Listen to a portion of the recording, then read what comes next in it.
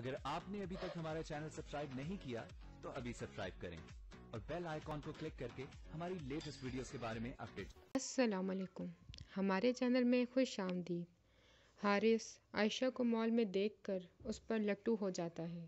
باپ سے عائشہ کے رشتے کے لیے ہاں بھی کر دیتا ہے، مگر شادی کرنے سے پہلے ایک بار عائشہ سے ملتا ہے اور بتاتا ہے کہ وہ کافی آزاد خیال رہا ہے، اس لیے کوئی غلطی ہو جائے تو معاف کر دینا۔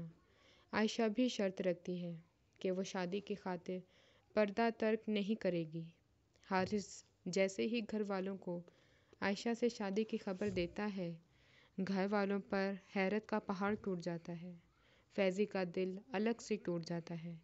حارث کو منع کرنے کی ناکام کوشش کی جاتی ہے کہ مرد بیزار لڑکی ان کے ساتھ گزارا کیسے کرے گی۔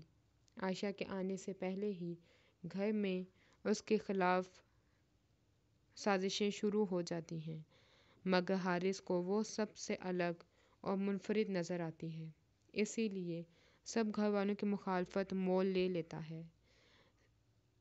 صرف حارث اور اس کا باپ ظہیر خوش ہوتے ہیں۔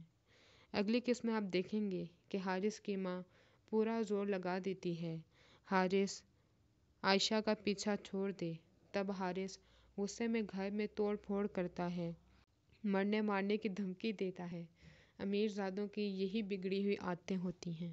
چنانچہ حارث کی ماں ڈر کر مان تو جائے گی، حارث کی منگنی بھی کروا دے گی، مگر حارث کی بہنیں اور ماں دل سے اس رشتے کو قبول نہیں کریں گی، بلکہ شادی کے بعد عائشہ کو گھر میں ٹکنے نہیں دیا جائے گا۔